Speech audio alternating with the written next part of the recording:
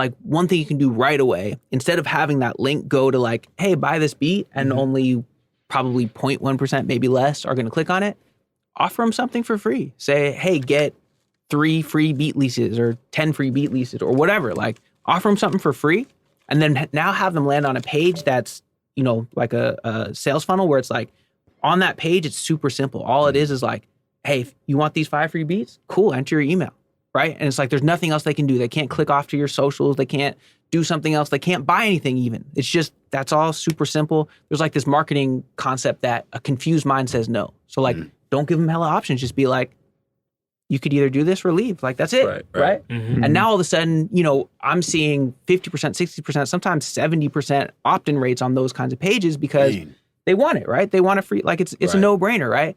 So now all of a sudden what you've done is you've gotten 10 times, 100 times more people, whatever, to click on that link in the first place. You've gotten now way more people to take that action than buying, you know, what do we say, 1% compared to 70% or whatever.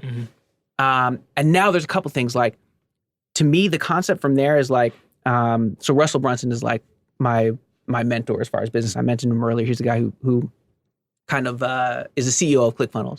And so he has this concept called a value ladder. So the whole thing is you climb them up your value ladder. So like the first exchange you made was like, they entered their email and you gave them some free beats. And they're going to listen to those beats and they're going to be like, oh, these are dope. Like, wow, that was a great trade. Like, I feel really good about that. And now you climb them up the value ladder. Now you're going to be like, hey, here's this next offer. I'm going to give you this, this, and this. I'm going to give you 5 beats plus this, or whatever it is, right? Next thing up your value ladder.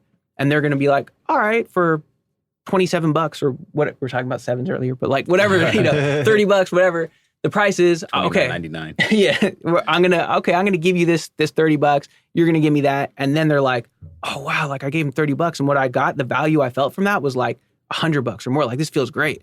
Now you offer them the next thing. Now it's, hey, do you want to sign up for my membership? It's $147 a month, but it's like every single time you've stepped up my value ladder, you've gotten more in return. So you're going to want to continue to climb up that value ladder. Okay. If I'm listening along, right, you just told me, okay, add this description in my bio, right? Or in my YouTube video. Take me to a ClickFunnels sales page. Okay, I got their email. Now what do I do? What's the next step from there? Yeah, so right after that, what I would recommend is that's like the perfect chance to start building that rapport. So like what I would do is I'd have, you know, the next page be like, cool, hey, you know, those beats are on the way to your inbox. Like, you know, they'll be there in about 15 minutes. You know, in the meantime, you know, check out this video. I want to show you how you can get the most out of those beats. Right. So now the psychology is like, cool, like, all right, goodwill. Like, he gave me some free beats. He's going to show me how, like, great, cool. Now you introduce yourself. You tell your story. You start building that rapport. You start building that personal brand, that personal connection. And now you're giving them some kind of offer. You're offering them something.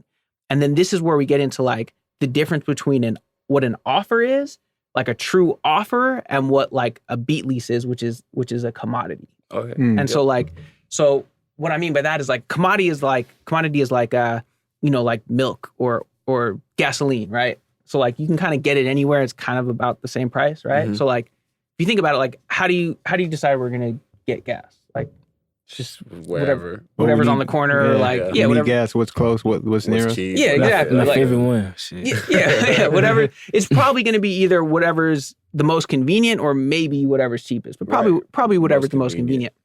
So the reason why I say a beat lease is a commodity is because there's hundreds of thousands of producers trying to sell beats online. Right. And like, I get it. Like, you're a producer, like every beat you make is a beautiful snowflake and it's your baby and like, it's incredible, but it's like a classic. And like, but the truth is there's so many producers and like, yeah, maybe a good amount of them are not, they're very good, right? But there's actually a lot of good producers. Like there are a good amount that are actually good, right? Especially now. Yeah, more and more every day, right? These kids, So it's like, so it's a commodity. So like people can get a beat lease anywhere. So now if you want to compete with selling a beat lease, you have to win on either price, which doesn't even work anyways, or convenience. The guys that are winning on convenience, the guys that are those gas stations on the corner, are the guys that are showing up in those YouTube ranks. So those are the only guys who can win selling a commodity, right? But we already talked about there's a ceiling for that anyway. So like, so instead what you have to do is create an offer. And basically like creating an offer, it starts with understanding who is your customer. Like who exactly are they? What are their hopes and dreams? What do they want? What do they need? Like, how do you speak to them, right? And then from there you say like, okay, what can I provide to them that they want and need? So now it's like, so now you put together a bundle of products and services around that, around who your ideal customer is and who you are. Like, what's your story and your brand? And now all of a sudden you're not selling a commodity, you're selling this offer, this bundle of products and services that's not available anywhere else. So now it's not just, oh yeah, you're gonna get a beat lease or buy one, get two free. It's like, no, you're gonna get 10 beats, plus you're gonna get plus I'm gonna mix and master the song for you. Plus, I don't know, my homie does graphic design and he's gonna hook you up. But it's like, but you put it together in a way where you tie it into your story and understanding who your customer avatar, like who that ideal customer is. And now all of a sudden what you're selling is something that you're not competing with anybody because nobody else is selling that exact offer. It's not a commodity anymore. So basically you're just helping them. You're just a vessel to help them to get to their end goal. Exactly right.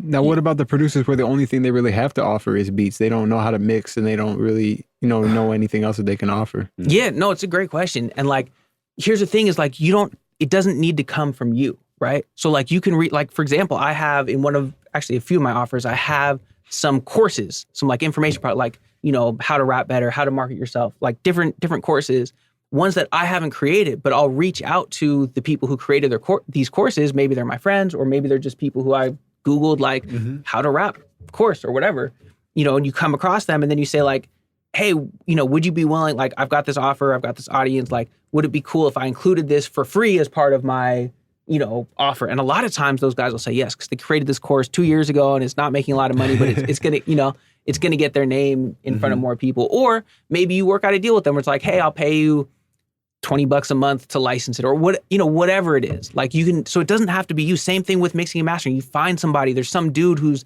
in anywhere, who's in the Philippines, who's got like a laptop, who's dope with headphones. Fire master. Yeah, right. And you just find them, right? And then you say, hey, cool. Like I can like, what kind of deal can you do for me? And they'll be like, I don't know, I'll do mixes for $20 all day, or whatever. Like somebody will, right? And now you can include that as part of your offer without having to charge a whole bunch of money. So the same thing with that, graphic design, different products and services, taking other producers' beats and including that in your offer as well. There's all kinds of ways that you can take stuff that you didn't personally create, but include it in your offer. So you got your emails, they're getting the free beats. So from that the email hack you just told us, you're sending them to somewhere where they get the free beats and they have to put their email in to get the free beats. Exactly. And now they're on your real mail list or whatever. Yep. And then so now you're taking them up that value ladder. Talk to us more about that value ladder and the producer funnel business model. For sure. So like from there, the first thing that they're going to see, like we talked about, right? They opt in, they see that video, you're starting to tell your story. And here's what's important is like knowing who that customer is, because you want to be talking directly to that customer. Meaning like, if you think about like the way that you talk to your mom compared to the way that you talk to your friends, compared to the way that you talk if you're being recorded on a podcast, like it's different, right? It's just human nature, right? So when you start speaking into a camera, when you're just like, hey, this is Gabe from Legion Beats, like I hope you guys like these beats, like you don't know who you're talking to. So a lot of times that's part of why people seem so dry when they're on camera. So if you have that person in mind and like really have that person in mind, like give them a name, give them a whole backstory, like, fucking Bobby from Atlanta who's 23 years old and, went to one. My boy Bobby. Went to, dropped out of college, but he loves music and bubble. And like, so now what happens is every single thing you do when you're getting on that camera, when you're writing those emails, instead of like writing generically, you're writing to that dude. And now all of a sudden, like, it doesn't sound so dry. You sound like a real person because you're talking to, a real person, like in your mind, right? So that would be the first thing. And then also with Bobby in mind, you want to create that offer, right? So now that first offer is going to be like a relatively low ticket item. Like I'd say definitely less than $50, probably less than $40 on that first one. Yeah. Because you want it to kind of be a no-brainer, like, oh my God, he stacked on all this value. He's got his homie who's going to mix the record in the Philippines and he's got like, whatever it is, like all the cool stuff that you put together in your little bundle. And that's the first thing they see. And then from there, you can do stuff where like you can give them upsells, right? Which is kind of like, hey, cool, like you just got that offer, like great job. That was a great choice you made. Here's this next thing that is gonna, help you get results 10 times faster or 10 times better or whatever. Like, just as an example, let's say you didn't include the mixing and mastering on that first part. The next part could be like, yo, you just got a bunch of great beats. That's awesome. It included this other stuff. Cool. So you could record that and you can mix it yourself and it'll probably, sound okay. But like, if you want it to sound amazing, here's this next thing you need, And so you can keep kind of stacking, like giving more offers, right? So then you could be like an upsell. There could be another upsell. And then what's amazing, like the best part about this is you've got them on your list. So now you can use that to continue to communicate with them. So now you're telling your story. You're maybe pushing them back to that offer page if they haven't bought, but also you can offer them different stuff in the future because now they're on your list. So like you can build that relationship, you can build that rapport. Unlike if they just click over to your beat store and they don't buy, then they just disappear, right? Right. They're gone. Run. Right. Yeah. Go. And a lot of times, even if they buy, like you can collect those emails, but a lot of people aren't even doing that. Right. So then you develop that relationship. Now you can offer them the next thing and the next thing and the next thing. What would be the next offer? Because I could see how someone thinks, okay, I offer them my beats, I offer them mix and master. That's pretty much all I got. What's the next step after that? What's the next value proposition after that? Yeah, I mean, you can structure it so many different ways. If it, like I was saying earlier, if you feel like you've run out of stuff, then like what can I offer from somebody else, right? Maybe it is a course that somebody else has created. Maybe it's, it could be anything. Maybe at a certain point, like you can start getting into continuity and getting into like a subscription model, like a membership. I'm like hesitant to talk about that because like you really want to it's so much harder to sell and it's harder to fulfill on. So like Keep up with. Yeah. So like it's great. Like you should want that as a goal, but get really good at this first part that we're talking about of getting people in, driving that traffic, getting them to opt in, giving them that offer, getting them to buy. Once you're good with that and you've developed that, now you have this community, you now have this people. That to me eventually would be the next thing, would be that some type of membership or subscription thing. But I almost don't like to say it because like people try to do that from off the bat, and it's just like bite off way more than they can chew. Yeah. Because then when it's not a membership, it's as close to residual as can be. Nothing's like 100% pure residual, but when you bring in that membership, now you got a job because you got people that are signed up to this membership, and you got to make sure that you're giving them what they pay for every month. Right. Yeah, for sure.